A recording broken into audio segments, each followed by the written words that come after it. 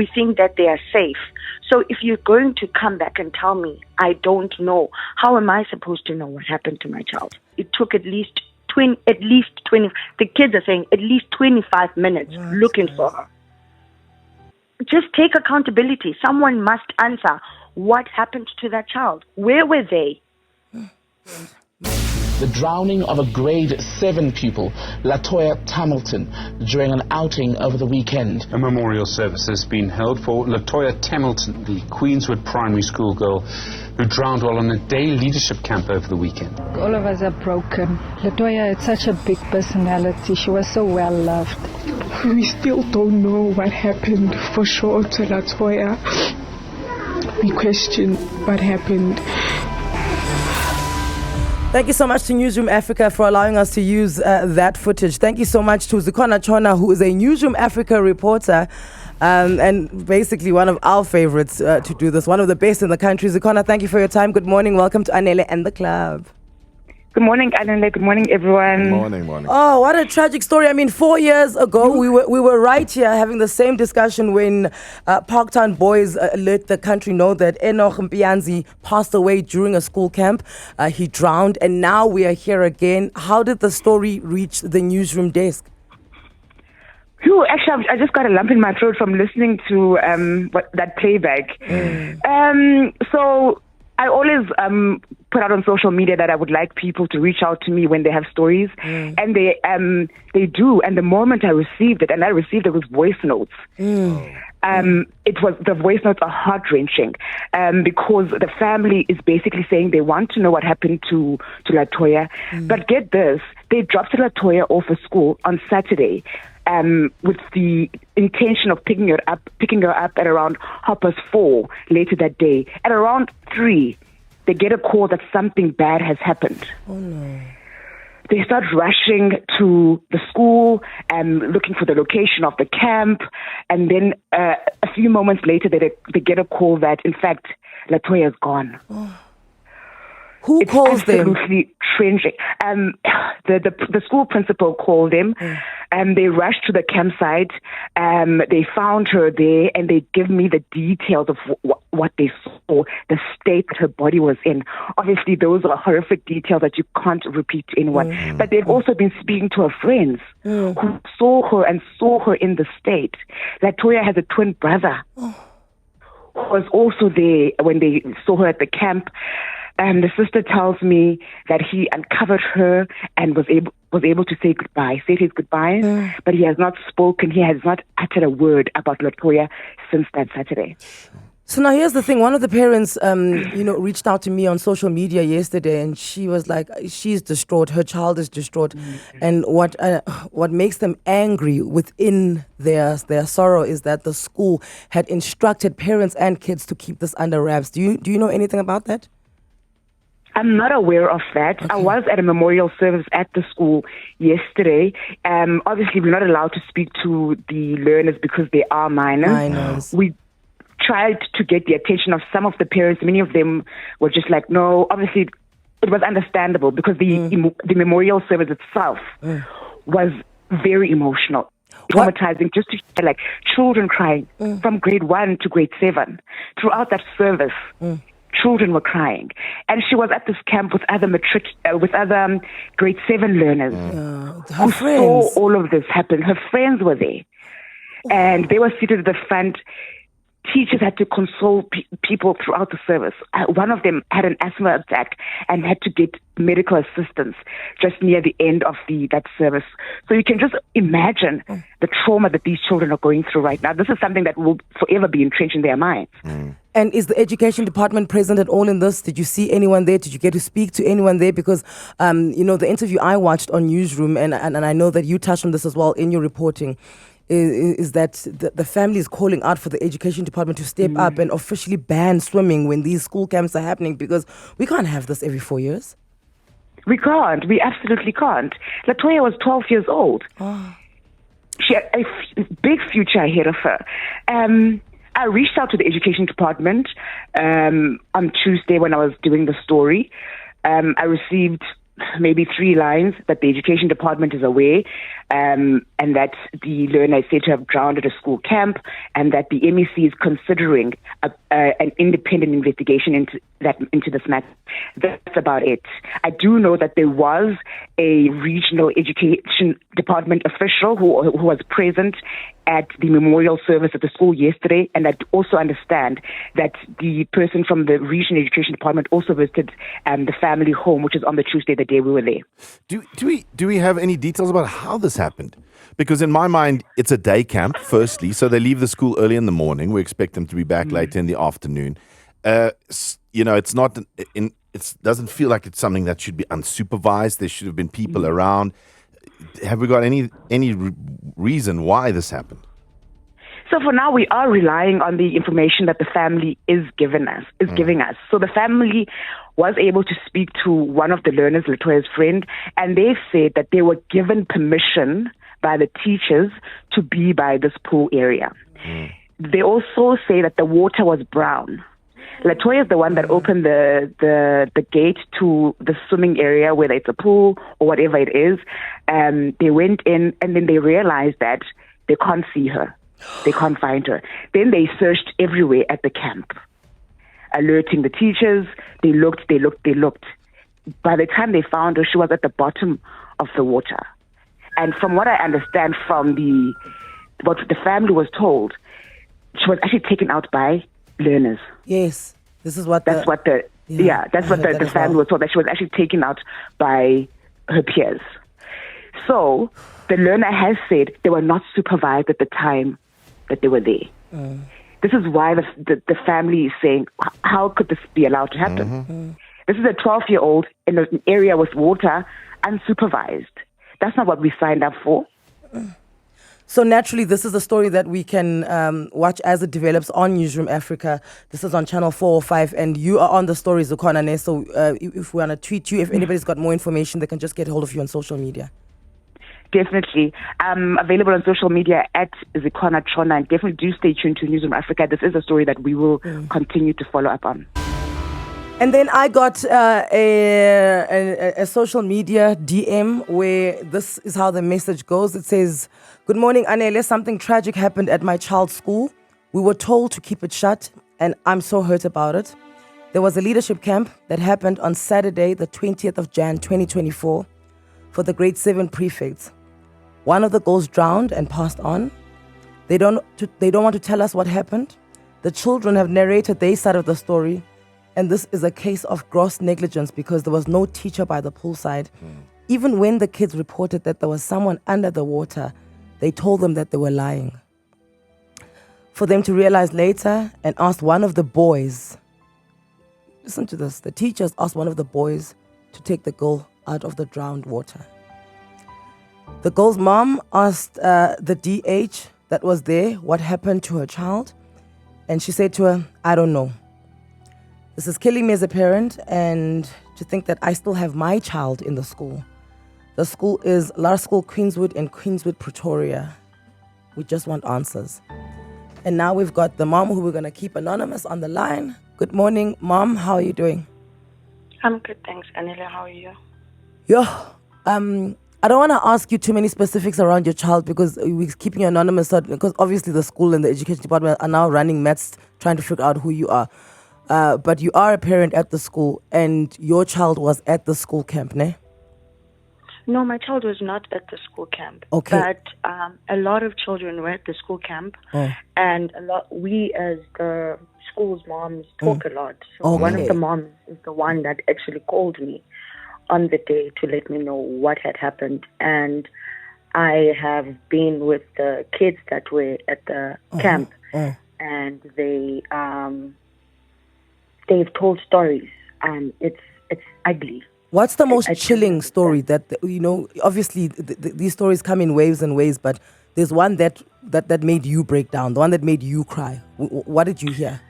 One of the things that I don't understand the most is that, first of all, the indemnity form was not signed until the parents brought the kids to school the Saturday morning, and they were given the indemnity form in the school bus. So it was signed by the pupils, but not the parents. Right. It was signed by the parents in the school bus. So they had printed it only on Saturday, or they had it on Friday, but they never gave it to the parents. Some parents had to drive back to the school to come back and sign the indemnity form before the kids could leave in the morning. And the way that they told Latoya's mom what happened is not how any parent would like to find out how their child has passed away. How did they tell her? So the principal got there in the afternoon. I think he was there to check on how the day had gone. When he arrived at the poolside, it was when the boy was taking out, the two boys, in fact, it's two boys.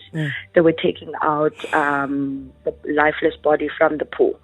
They then evacuated everyone from the poolside. He performed CPR on the child. And he called the mom and said to her that, listen, your child has fallen and hit her head, which is very untrue at this point. And the mom says, I asked him how bad it was, and he said it was critical. Then she lost contact with them. She kept on calling and calling. She says after 30 minutes, after they had traveled at least 20 km from their house to try and get to, because they couldn't get location from the principal as well of where the campsite was. And he then called her and said, ma'am, your daughter has unfortunately passed. I feel like he could have just waited for her to get to wherever. He could have dropped a location. He could have stalled her or something. I don't know. But not just tell her on the road. I mean, something could have happened to them while going there. And when they got there and they asked the teachers that were there, but then in this particular case, she asked the DH, which is the head of department there, what happened to my child? She said, I don't know. Anele, how do you not know? When I take my child to school, I take my child because I expect someone to take care of them. When we send kids to school, we send them to parents. We think that they are safe. So if you're going to come back and tell me, I don't know, how am I supposed to know what happened to my child? So how did the school communicate what happened to the rest of the parents? Because naturally, you guys need to know. What happened was they came back. The kids were sent back to school. When they arrived, they told the parents to go inside the school hall, and that something tragic has happened. And when they got into the school hall, they realized that one child was missing. One of the parents I spoke to said, I could see that she was not there. And then they said, the child has drowned. Could you please not say anything to anyone? Could you please not post anything on WhatsApp or social media or anything like that? And then, you know how kids are. Later on that evening, one child posted, we're going to miss you. Latoya. We already miss you. We love you so much. The picture of Latoya. So you know how kids are. They're curious. They're on WhatsApp. It's a Saturday night. I mean, we give them the phones over the weekend. They saw that and they started asking questions. I want to ask, there's now been an opportunity to speak to the kids. Was she alone? Was the kids with her when happened? Does anyone... From what the best friend has narrated is that they were coming from the obstacle course, the muddy one. So after that, they went to the bathrooms to change, and they were told by the facilitators of the campsite that they can go to the poolside. After that, they went to the poolside, but two of the girls were left in the bathroom. She went in front with one of the girls. They got into the pool, but there were other two schools in the poolside. The teachers were hanging around, not far off from the poolside, but in the poolside area, but on the other end of the pool. The water was a bit foggy, and apparently one of the girls saw her when she was lifting her hands and slapping the water while she was drowning. But they thought, because she's a very playful person, I know her, she's very playful and very joking, they thought she was joking. Then when the other girls they realized that we can't see her, they asked, where is she? Then that's when they started looking for her. One of the girls indicated, but I can see there's someone in the pool, but the pool wasn't clear. And they told the facilitators that were hanging around in the front that there's someone in there in the pool. The facilitator said, you are lying.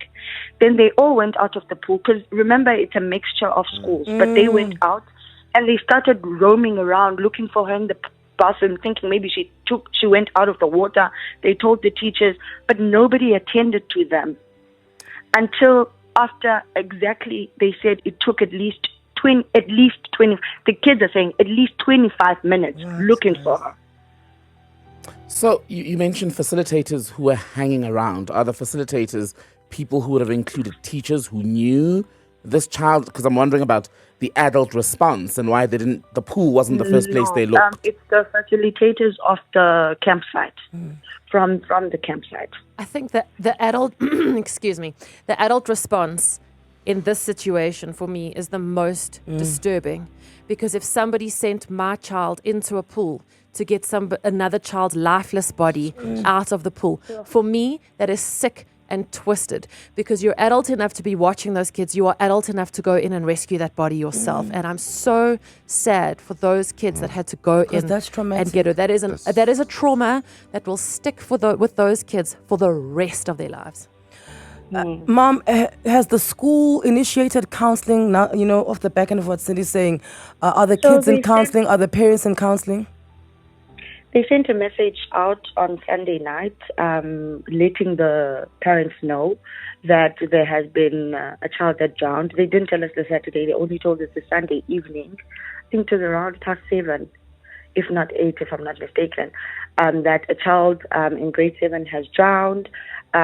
If you need any counseling, there would be a counseling session at 7 a.m. on the Monday. So there was that, and that's the only communication that's been sent out by the school regarding this case. No parents' meeting has been called. No one has explained what's happening. Nothing. It's quiet.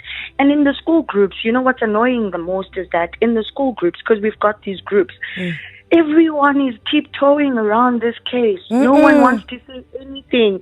It's like nothing happened. We're just moving on. Oh, Latoya passed away. Oh, we're so sad. Peace. Oh, we're so That's it.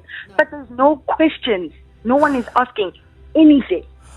My thing is, more than anything else, when we as schools, right? I worked in project at some point, and when we go and take kids to a certain place or an excursion or whatnot, there needs to be a monitoring and evaluation that's done in the campsite, right? And they were supposed to check how big is the pool, how many meters is the pool, are these kids tall enough to swim in this pool, do they even know how to swim? Nobody asked the parents that. Mom, what would you like to see happen for you? I'd really like to see the school take accountability. Sometimes as adults, we just need to say, I made a mistake. I'm so sorry, Anele. I made a mistake. I didn't look, or I didn't listen enough, or I wasn't there, or whatnot. Just take accountability. Say that, I'm sorry, I didn't attend. I was not there. Just take accountability. Someone must answer what happened to that child. Where were they? Mom, thank you so much. I think these are the answers that we were looking for, as the South African public. We tried to get hold of the education department. No one got back to us. Yesterday, we tried and tried. No one got back to us, because I think that they also have to come up here and account. But I think by far this, outside of the corner from newsroom, this call here, this is something very heroic that you've just done. Yeah. And we bow at your feet. Enkosi kakhulu. Thank you. Thank you so much.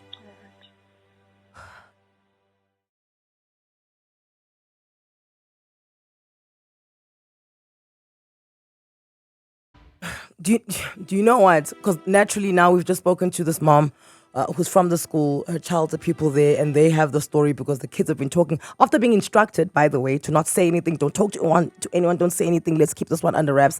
I don't know what the school was hoping would happen there. But what annoys me more than anything is that right now the school is trying to figure out who this mom was, right? They're going to pour more energy into trying to figure out who the mom was so they can victimize the child, make sure that her life is living hell in that school. Instead of pouring the energy towards making sure, do we have therapy for these two boys, these two teenagers who were tasked with bringing out a lifeless body out of a pool, right? They're going to pour more energy into that, more energy into counseling, more energy into making sure that this doesn't happen. They're not going to do that. Now, what upsets the headmaster and the teachers at the moment there, I guarantee you, is that someone spoke to the media. That breaks my heart. And it's like you were saying, Frankie, what else could have gone wrong, because maybe she jumped in the pool and something happened, Yeah, this is the part of it that's, and I'm sure the school is trying to figure it out. The school they must be trying to figure out what went wrong. Something obviously horribly went wrong, but there's a lot of ways, and it's very fast. Something happens in a pool. It's quick. And I've said this before, and I think a lot of parents have got kids going on camp. That's the thing. It's this camp season, right? So there's camp for leadership. There's camp for new grades, grade 8 camp, whatever camp is. Matric camp, all of it. All of the stuff happens at the moment, and I think that's the horror for parents at the moment. My opinion is, if there's going to be a pool at any kind of resort, at any kind of place. Any water, it shouldn't be more than a meter deep. That's my opinion. And also, something has to be, yes, a lot of the accountability and the responsibilities on the school. But guys, something must be said about these camp places as well. Like, you own this place. Where are your facilitators there? There's water. You must have a lifeguard there. What is the deal that is being spoken between these two schools? I agree. Dr. David Klook. Am I saying your surname right, sir? David? Dr. David? Yes, thank you, Anele. Thank you. How's your surname said? Dr. David Klook, right? Klook, yes. Yes, Klook, you are the pediatric intensive care specialist at Netcare, Sunninghill and Alberton. You've been listening now for the past 40 minutes. What's your take on this? And you obviously have a professional and a medical and an emotional one. Can we just run through all of them? Thanks, Anele. This is the most tragic story that stirred up every emotion possible. But why I phoned in and what I just wanted to, and sorry, there's a little bit of a slight difference to the actual story, but we run an ICU at Netcare Alberton, and last year, around about the same time, December, January, so this is now, 2022, we had 5 drownings come in to the unit, and the incredible story here was that all 5 of them left in the same state as what they arrived before they drowned. In other words, the survival and the successes were the best that we've ever seen, and the critical element here with all of those cases was the fact that there was awareness, that there were people that saw what happened, and all these children had a cardiac arrest. In other words, their hearts were stopped there, they weren't breathing, and CPR was performed by, and in all of the cases, one of the cases, in fact, was also a camping area in the Magaliesburg area, one of the resorts, and the system was so good that people did CPR, they got the helicopter service to get there, the helicopter got through to us, and the whole sequence of events just worked, that the children had really good outcomes. And I think the bottom line here is the awareness. Response. Amongst children within high schools, they have done CPR. Then adults have taken over, emergency services have arrived, and we get amazing outcomes. In saying that, we also have the most disastrous outcomes. And in fact, this last year, the last 3 months that we've had a lot of kids come in that they haven't had CPR, and we're telling a very different story and a tragic story.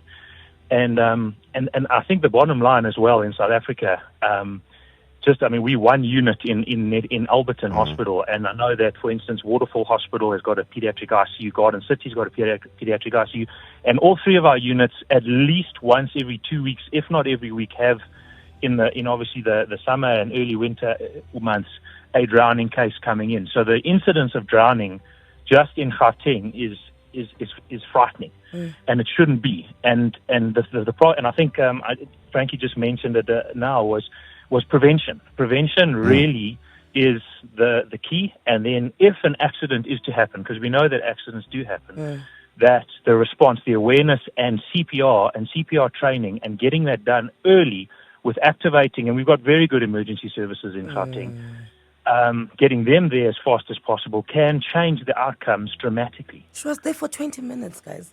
20 minutes they were looking for her. There she is underwater.